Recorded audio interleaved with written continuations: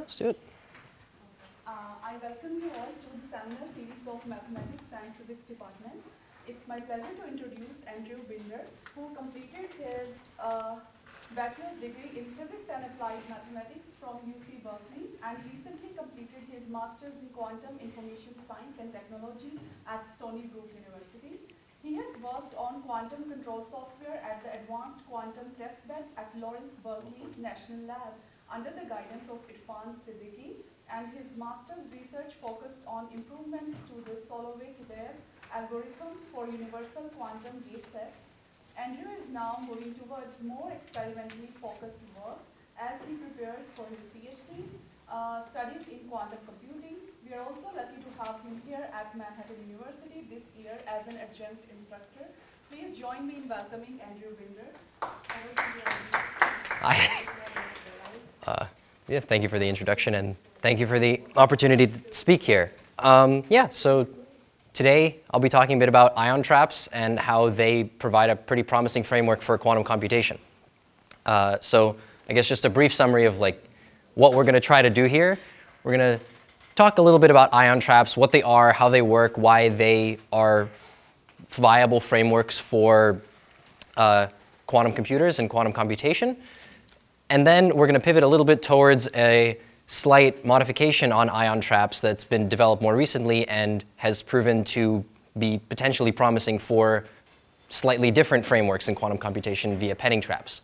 And hopefully we'll finish off with some future directions. And yeah, a lot of the later information on Penning traps that I'm going to be talking about is based on work that's been done at the Trapped Ion Quantum Information Group at ETH Zurich, because they've been pioneering novel ways to sort of incorporate Penning traps into smaller frameworks. So yeah, quick disclaimer. I don't have that much time, so there's only so much that I can develop rigorously. So we're going to sort of zip through the math, zip through some of this stuff, and hopefully give the best high-level introduction we can give. So on with the show. All right, I guess first question is, what is quantum computation, right? Why are we even bothering with all of this? Well, I guess a good way to answer this question, or at least try to start answering this question, is asking what the point of classical computation was. So humans are pretty smart, but we have limits to how well we can do things and how quickly we can do things. So at some point, we realized, okay, what if we can build a thing that can solve problems faster than we can, right? So during World War II, Alan Turing and his team at Bletchley realized, hey, what if we build a computer that checks all these 159 million possible combinations for the Enigma machine instead of us trying to work through it every single day to intercept messages? And so we built a computer that is able to parse through these things faster than we can. So computers in general, the point of them is to solve problems that we can't solve at a rate that we can't do them. Okay, so that's pretty cool, but classical computers also have their limits, because life, as we learned throughout the 20th century, is not entirely classical either. So life has a lot of different quantum phenomena. So certain aspects in chemistry, other aspects in just other simulations in quantum physics, right? These are not classical. And we've tried our best to simulate them with classical computers, but there is a limit to how well we can do this. So in the 80s, Feynman asked, okay, what if we simulate quantum phenomena with quantum computers? What if we exploit quantum mechanics to try to solve quantum problems? And thus, we have quantum computation. So yeah, the answer is we can. We can exploit quantum mechanics to solve quantum problems. And so that's why we're interested in all this. Okay, so very brief quantum mechanics primer, only talking about the relevant things to what we're doing. So in classical computing, we deal with bits, classical bits that take on a value of 0, value of 1, and we use that to do Boolean algebra that allows us to then create logic gates and just do computer stuff. So with quantum mechanics, we deal with what are called qubits, or quantum bits, which rather than necessarily holding a definite 0 or a definite 1 state, it's just a 2-state quantum mechanical system that, when measured, will take on one of 2 different states, like electron spin. So when you're not observing it, it exists in some superposition of spin up, spin down, but when you measure it, it will definitely take on a spin up or a spin down configuration. So yeah, this is what's really important. We can take advantage of the fact that while we're not looking at it, it exists in some superposition combination. But then once it's measured, it will collapse into a definite state, and we'll read it out as a 0 or a 1. Okay, you may have noticed that I just wrote this and this instead of just 0 and 1. That's because with quantum mechanics, and particularly with the two-state systems we're interested in, our states are not really numbers anymore. They're vectors, right? Because we're talking about some superposition of the 0 state and the 1 state. And the best way for us to describe a superposition between two possible states is a vector that exists as some combination of this vector pointing this way and this vector pointing that way. And the way that we denote this in quantum mechanics is with what's called bra-ket notation, because Dirac thought he was funny by combining a bra and a ket to get a bracket. So the angle facing to the right is a ket, which denotes our standard vector. The bra is what's called the adjoint, conjugate transpose. Don't worry too much about that one. And the most important restriction that we have is that these coefficients their squares have to add up to 1. What does that mean? That means that the net probability of measuring some state is 100%. Because alpha squared gives you the probability of measuring the 0 state, beta squared gives you the probability of measuring the 1 state. So the probability of you measuring one of those states has to be 100%, right? Otherwise, I don't know what we're doing, right? So this state, denoted 1, 0, and 0, 1, this is our standard computational basis. This is 0, this is 1. So alpha beta is just alpha times 0 plus beta times 1. I realize blue on black is probably not the most readable combination, but I hope this is OK. OK. And I mean, since you have a vector, right, you can represent a vector as an arrow. And so in particular, you can represent vectors as you can represent quantum states as some vector on this crazy thing that's called the Bloch sphere. And notably, you can then describe a gate as a sort of transformation you do to a vector on this sphere. So classically, a gate is just some sort of logical operation that changes some combination of zeros and ones and spits out a different value of 0 or 1. With quantum, since we're dealing with two-state vectors instead, quantum gates can be looked at as just vector operations that turn this vector of 0 and 1 into a different vector of 0 and 1, right? Whether it's a bit flip, a not, some sort of and combination, some sort of or combination. It's just some transformation. So in other words, a rotation on this sphere. As you'll learn in your quantum mechanics class, it's all just linear algebra. OK, so we talked a little bit about the math behind the qubits that we're interested in. That's all cool, but math without physical implementability is not really helpful to us in physics. So how can we physically build a quantum computer? David DiVincenzo came up with 5 relevant criteria. He actually came up with 7, but we're only worrying about the first 5 because they relate to actually creating an effective quantum computer. So first, we want a scalable physical system, right, with well-characterized qubits. That means we want a system where some object can take on one of 2 states, right? You have a well-defined 0, you have a well-defined 1, and your system, you can actually manipulate your system to attain either that well-defined 0 or that well-defined 1. If you can't do that, you don't really have qubits, and we can't really do anything. OK, the ability to initialize a qubit into a simple state. So just having a system that can take on one of 2 values is not helpful to us because we want to be able to construct certain gates and operations. And in order for us to construct those gates and operations, we need to be able to initialize some first very simple state. Because once we have that first very simple state, we can then do more complicated things to it. If we're stuck with some random arbitrary state at the beginning of any operation, we're going to have a really hard time performing the most fundamental computation. So we want to be able to easily initialize the 0 state at the beginning.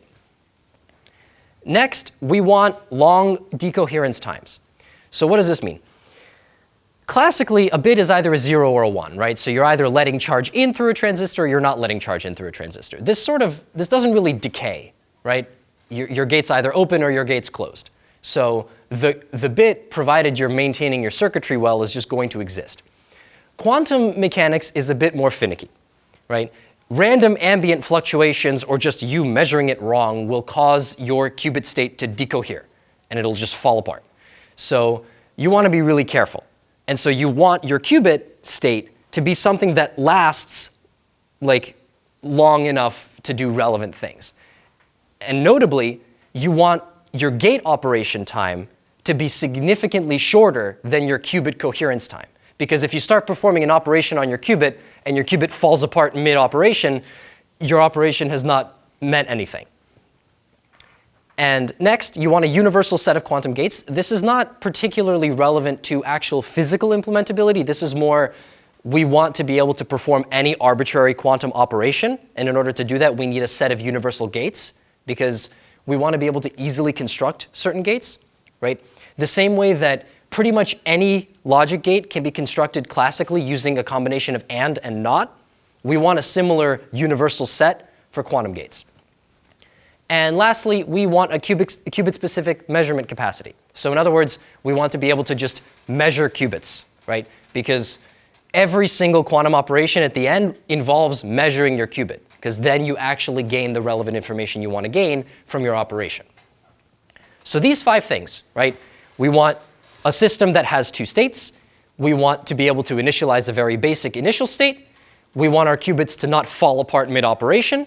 We want a well-defined set of quantum gates that we can use to create any arbitrary operation. And we want the ability to measure qubits to actually read out results. So how can we do that, right? What qubit architectures do we have that allow us to do this? There are a couple presently. So the most popular right now are superconducting qubits. So these are made using what are called Josephson junctions. These are basically just an extension of like your classical transistor. Companies like Google, IBM, all these guys, what I did at Berkeley Lab, they all use superconducting qubits. They're pretty good. The problem is that their coherence time is not very long. So they fall apart really quickly. So some other options include trapped ions, neutral atoms, and quantum dots. So trapped ions sort of sound like what you think they sound like. You're literally trapping an ion and making it jiggle in place, and you're using that as your qubit. Neutral atoms use what are called Rydberg states for certain atoms, which are like a high excited state. And then quantum dots are something we're not going to get into too much today. So there exist frameworks. They each have their drawbacks. They each have their benefits. No one of them is the best, which is why there are 4 of them at least. But today we're going to focus our conversation on trapped ions, because trapped ions in particular have really long coherence times on the order of minutes. Now that sounds really short, but compared to like microsecond coherence times, this is pretty good. They also have pretty good gate fidelity. So in other words, my quantum gate, I can reasonably expect that it'll do what I want it to do. So if I have a NOT gate, I expect that NOT gate to flip my bit. Now, classically, it's pretty easy to enforce that type of fidelity, but with quantum, again, we're running into quantum issues. But as it turns out, with ion traps, we have pretty good fidelity, so I know that my NOT gate will most likely flip my bit. And again, as you can expect, the basic operating principle for an ion trap is just literally trap an ion in a containment field. Okay, so let's talk about how to trap an ion. All right, this is where we get into a little bit of math, but do not be too intimidated. It is not actually that crazy. So as you can expect, right, an ion is just an atom from which you've ripped away some electron. So it's now charged.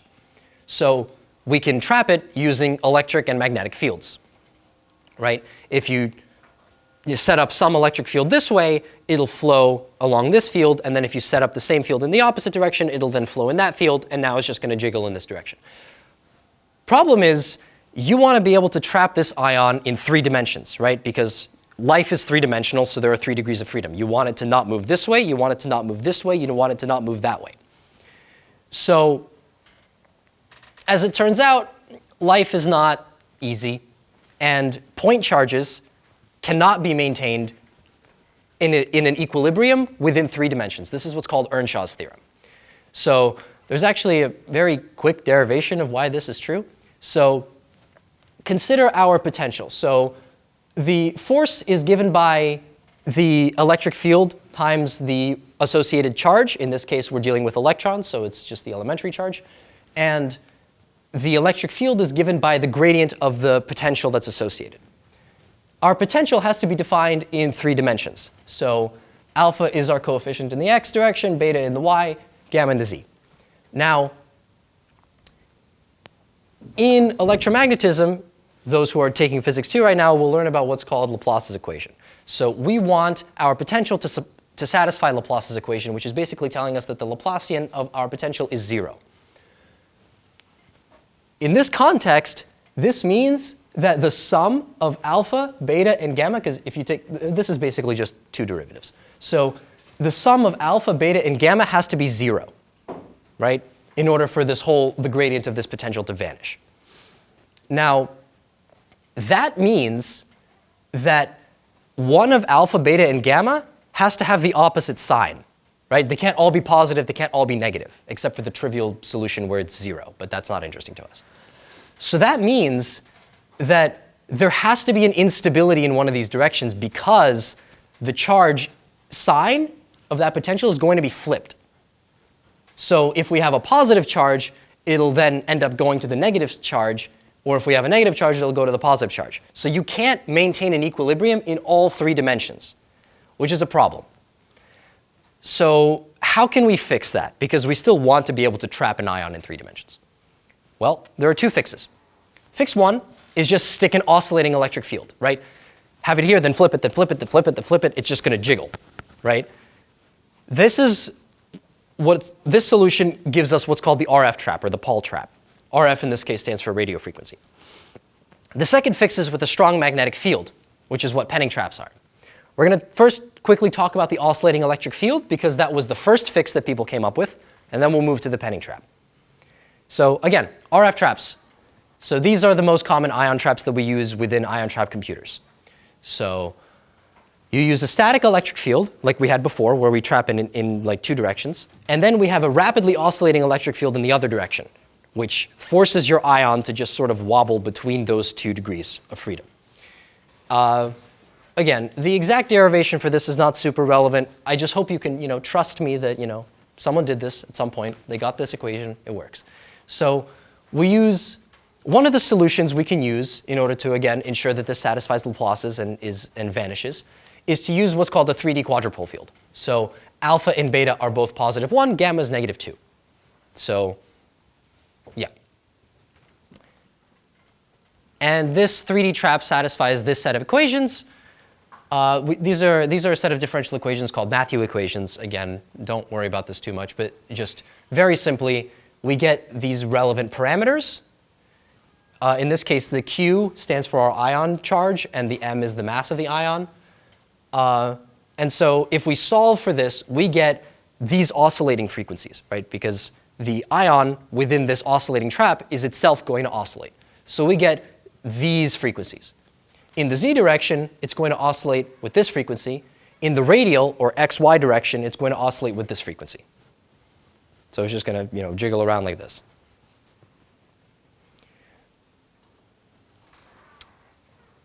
The most physical, or like the most common physical implementation of all of this, because we just talked about a lot of theory, but it'd be nice if we actually saw a trap physically, is what's called a linear trap.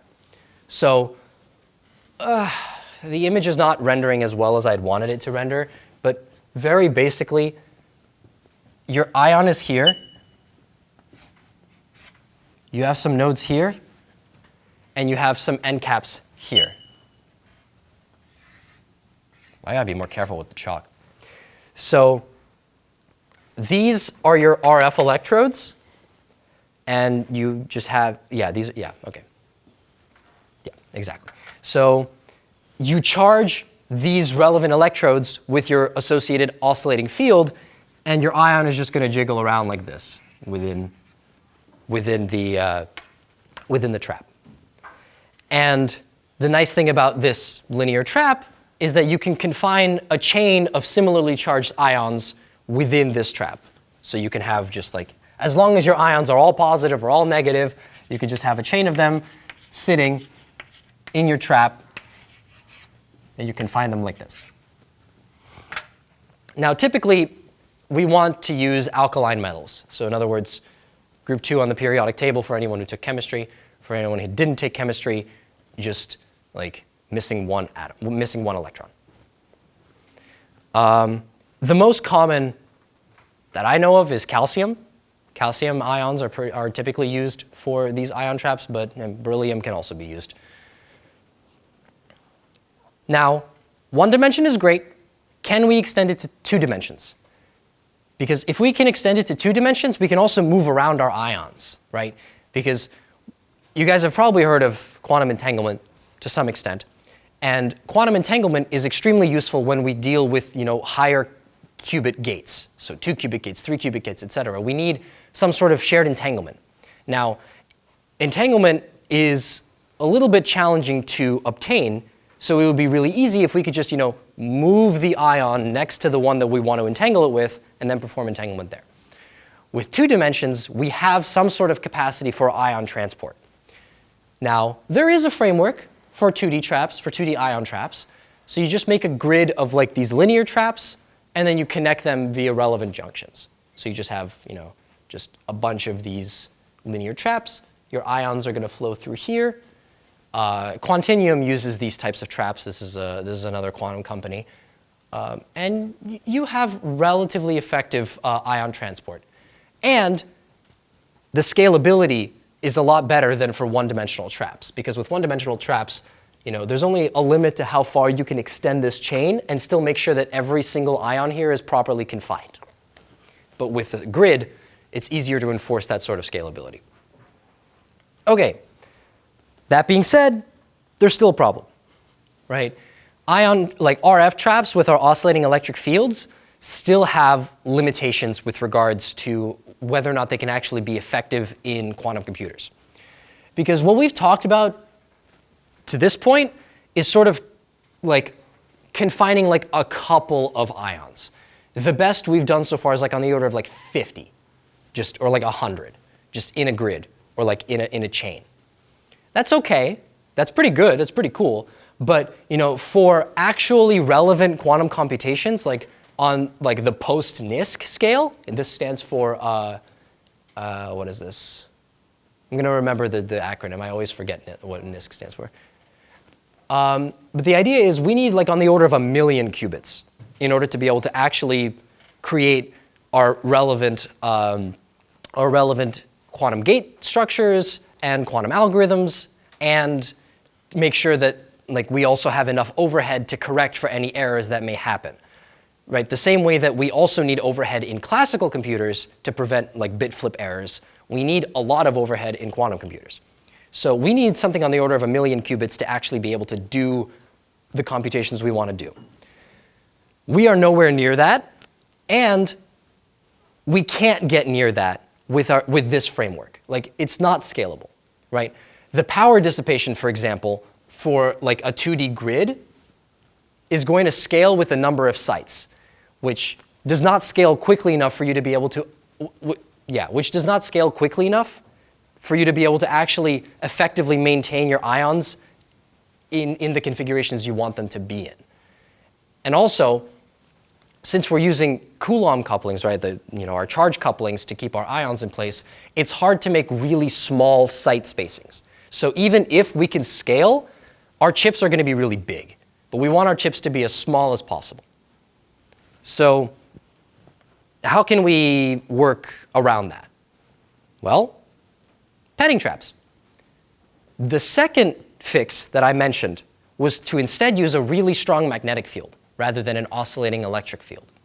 So you replace that that RF field that just rapidly oscillates with a really strong magnetic field. So instead, we want a slightly different potential that looks like this. So in this case, we're using the Lorentz force law to figure out how our ion is going to move, because now we actually have a meaningful magnetic field in place. So given our magnetic field, given our desired potential, we get, through some math that I am not going to bother to write out, the following equations of motion in the x direction, the y direction, and the z direction. Now again, there's an associated oscillation in all of these directions. And if you actually solve for all these equations of motion, you get three types of oscillation. So you get what's called axial motion. So this is the motion between the end caps along the axis. You get modified cyclotron motion, which is sort of around the magnetic field line that's generated. And you get a magnetron motion, which is the orbit around the center of the trap. So hopefully this sort of looks okay, but the idea is your ion is now going to jiggle like this. And it's going to orbit your trap center. It's going to follow your magnetic field lines, and it's just going to jiggle in place. So this is the new motion that's going to be generated by our penning trap. Now, I mentioned that this is technically unstable. The reason behind this is a little involved. I don't know why I even bothered to write that this is unstable, but basically this is going to yield a total negative energy, which means that if we try to cool our ion to a certain energy level through what's called Doppler cooling, we're going to accidentally eject the ion from the trap. So we need to find a different cooling method for our system. Now, I realize I actually don't have a slide on Doppler cooling, so let me just very quickly talk about why it's important. Quantum phenomena are exhibited at very specific temperature and frequency ranges. So you want to ensure that your system falls within this temperature range. And so in order to ensure that, whenever it's too hot, you need to cool it.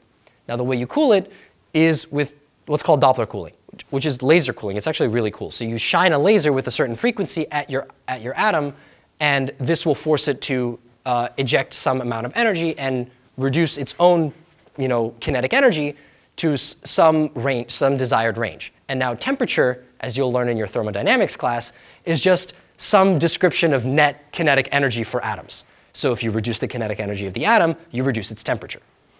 So the point is that cooling method will just eject your ion from the trap given this magnetron motion. So you want to be careful with your cooling methods. So now, one final modification you can make to this framework is to shrink the size of the trap and put it in a grid, or like an array structure. And so you do a very similar thing to what we did with the 2D linear ion traps, and do it with penning traps. So penning traps on their own haven't been used in quantum computers because a lone trap on its own is not scalable for effective quantum computation on the order of a lot of qubits. And so it's been used more for quantum sensing and other types of quantum instrumentation. But if you can shrink the size of your penning traps and you can just put them in a grid, you get what's called a penning microtrap array, which is the main focus of the trapped ion quantum information group at Zurich. So it's basically making really small penning sites and sticking them in a grid. And that allows you to control an ion that's slightly above all of your sites and move it effectively along your array. And now this does not have the same scaling issues that the RF trap had, because now we're dealing with a magnetic field. And so you're not worried about the Coulomb couplings anymore in the same way. And actually one really cool demonstration of this ion transport capability was them drawing out the ETH logo using a single ion. This is one ion that was just moved along the sites to trace out ETH. Granted, if they tried to trace out the Harvard logo, they'd have more of a difficult time. It's pretty easy to draw, but still really cool. The schematic is a little small, but I'm happy to send anyone who wants a blown up picture of this, because it's really cool. So they use a 3 Tesla magnetic field, and they demonstrated full quantum control of the qubit and effective ion transport as visible on the image. Now, just to give a reference for how strong a 3 Tesla magnetic field is, that's on the range of an MRI magnet. And we're doing this to control individual atoms, right? So this is really strong. The Earth's magnetic field is on the order of like what, a couple nanotesla? So this is really strong. If you were to walk into a room with an MRI machine with like some sort of metal, it would be like you'd be like just thrown across the room. So yeah, this is a really strong field. And wow, with that, we're actually coming to the end of what I wanted to talk about. So what did we do? We very briefly talked about, the basis for quantum computation, why we care about it, and a couple of different frameworks for how we can perform this quantum computation. We focused mostly on ion traps. We started talking with RF traps, which are sort of the canonical, original way that we learned to trap ions and actually use them as qubit frameworks. And then we talked about panning traps, which are an alternate way to trap ions, which prove to have a slightly better scaling capability than just standard RF traps. So going forward, we need to keep exploring how to trap these ions. There's no one way to trap ions. There's no one way to create a qubit. But as long as we keep trying things, we'll get something eventually. That is the essence of science. Thanks for coming.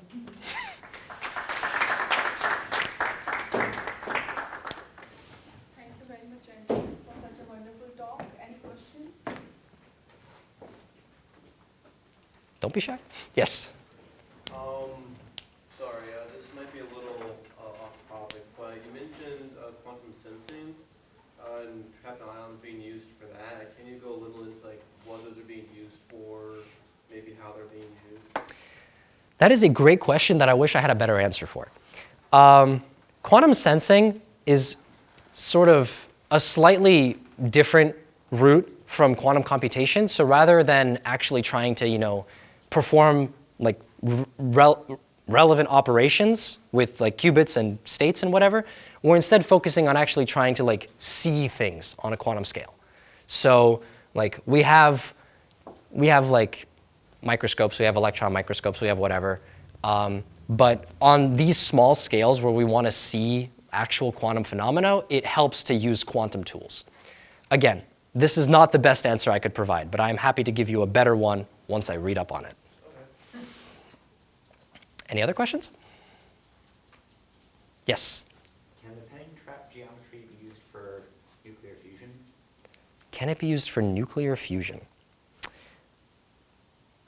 I don't know if it can contain... Great question. I'm wondering if it'll just... Trying to think how that would work. So are you suggesting sort of moving two atoms close together and just shoving them together to fuse? Well, just confining a charged plasma long enough to... How many plasma particles do you have in the fusion? I mean, when you're going to have the trap here for one, how many ions can you actually trap? As far as I know, they had a couple of ions trapped already, isn't it? Yeah, they're trapping... It's not only one ion, there are more ions that were done already. Yeah, they're trapping more. 50, 60, what was the highest so far? So right now, to my knowledge, they've trapped on the order of 50, Yeah. Effectively. So with 50 ions. So we're limited by the number of How particles. do you want to get the ends? And so you mean, okay, you want to put them together. Maybe the answer is that we're I don't limited see by the the- number of I don't see the- particles that we can put in there. To maintain fusion, to my knowledge, you need a lot, constantly swapping in and out to actually fuse. And I don't really know how you'd siphon off the energy from the fusion reactions. I mean, what is the distance of the ions if your trap is 50? The distance between them, it's on the order of a couple of microns. You have to get them closer together. You wanna do that. I wish I had a better answer for these questions. I need to look into this more. But thank you. You can make cool fusion. Yeah. We had this 50 years already ago, but when was this? No, 40 years ago, somebody came up with this idea. Or they said they proved it worked. So, okay. Yes? I have a question. You mentioned we are like limited by like 1 million like qubits that we can have. How many? Do you know like how many qubits are like enough to like compare it to classical computing? So the what we want is we want enough qubits to be able to create relevant quantum gates, stick them together, and correct for any quantum errors. Now, classically, the way that we correct for errors is using just a couple of like redundant bits and also just a couple of like little frameworks within your logic gates. Quantum requires, to date, significantly more overhead in order to be able to effectively correct a lot of these quantum errors. So this is what's called fault-tolerant computing. So it's not worried that everything's going to fall apart because of some random error. For that type of computing, you need something on the order of like 1 million qubits in order to actually be able to create a reasonable quantum processor with overhead to correct for those errors and perform relevant operations. To date, we are not close to that. I mean, we are getting closer, and we can be there within a couple years, maybe a couple decades. But right now, the amount of qubits we have effectively depends sort of on what the goal of that computer is. So IBM, I think, has on the order of maybe a couple hundred qubits. They're hopefully working towards 1,000 soon. The superconducting computers that I worked with at Berkeley Lab also have something significantly smaller than that, because their goal is not to actually really do what IBM is doing. We're working on a much smaller scale. Google also has something on the order of a couple hundred, maybe we're getting to 1,000 soon. But that's our operating range right now, which is not enough for really getting on par with classical, if that makes sense. But additionally, we need to think about what types of problems we want to solve on quantum computers. Like, is Apple going to release like the MacBook Quantum in 2060? Probably not. I don't need a quantum processor for most of the things that I do, right? The quantum is useful for things like, it's more useful for things like running really large simulations or massive computations, right? So like if I'm working in like a bank security, right, I want to be able to really enforce that everything there is properly encrypted and properly secured and properly computed. I think there are some Swiss banks that have started using some quantum cryptography protocols. So even for those things, we still need way more than what we currently have.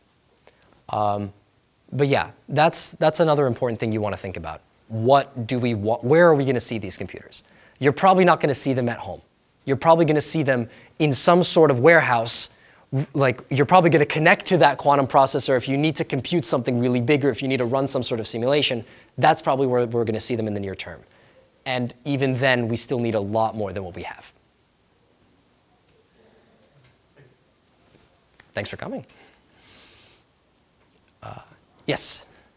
You said you need a magnetic field of 3 Tesla. Can you also say like how much electric field you require? How much electric field for that type of magnetic field? Not nearly as strong. Like the point of the Penning trap is to really have like the strong magnetic field working on your confinement in that direction. As for the electric field, I think it depends a little bit on exactly what ion you're trapping and exactly what you're doing with that ion.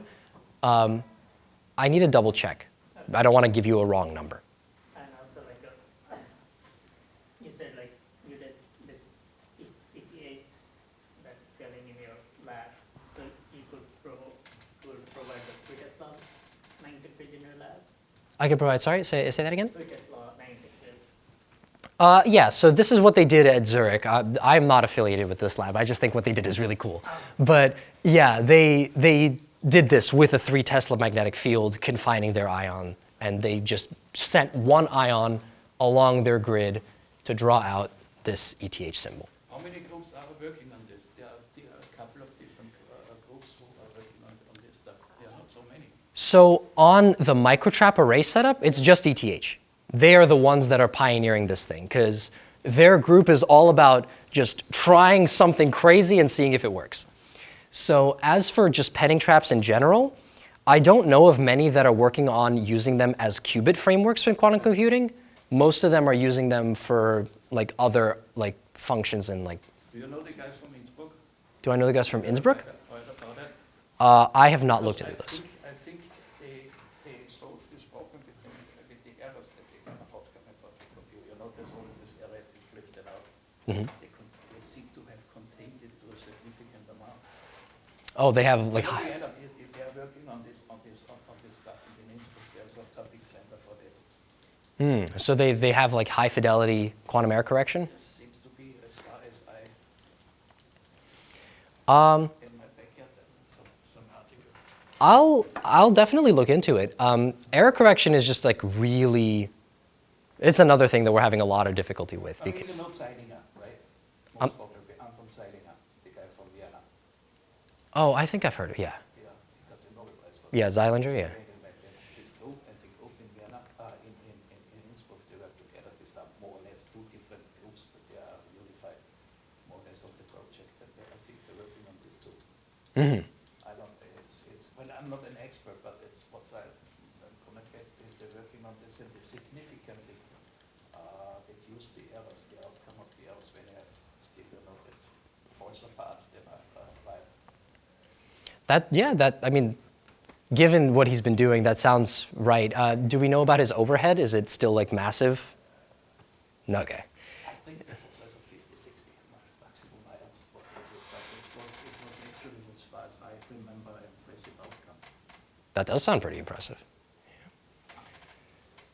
I'll take a look at it. Yeah, I'll see. You have another question? Yes.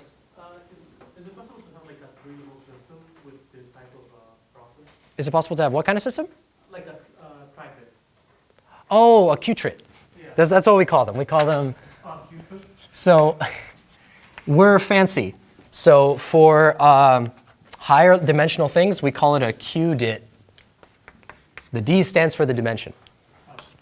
So yes, you can have qubits. So you just need a three-state system.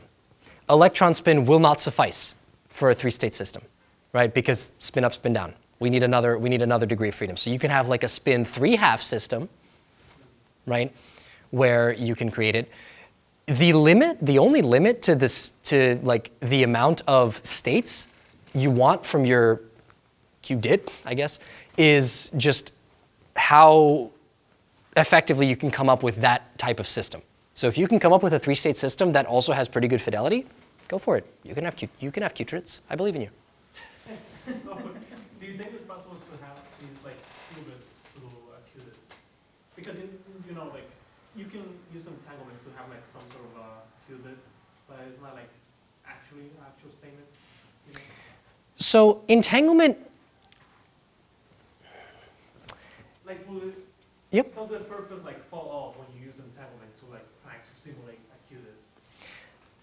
It's not the same, Yeah. right? You're not getting the same type of like state breakdown, right, when you entangle. The purpose of entanglement is more to sort of do operations with multiple qubits, right? So if I can have like a 2-qubit operation is not the same thing as like a single Q, what would that be, like 4-state Q quat? That's what they call them. Like, not the same, right? Because like, technically speaking, a 2-qubit system would be represented right by like a 4-dimensional vector through what we call a tensor product. We are not going to worry about what a tensor product is, but just believe me that it's a thing that works. This is just bigger, right? Because you have to deal with 2 qubits, you have to deal with entangling them, you have to deal with the fidelity of the entanglement. It's messy to actually simulate these higher dimensional things. You can try, again, go for it. Someone will pay you to do it. Yeah, so my hands turn blue. Always bring like some sort of chalk guard whenever you're going to do board work. I'll bring it back to the references page in case anybody wants to fact check my work. All right. Okay, thank you very much, Andrew, for such a wonderful talk. Thanks for coming.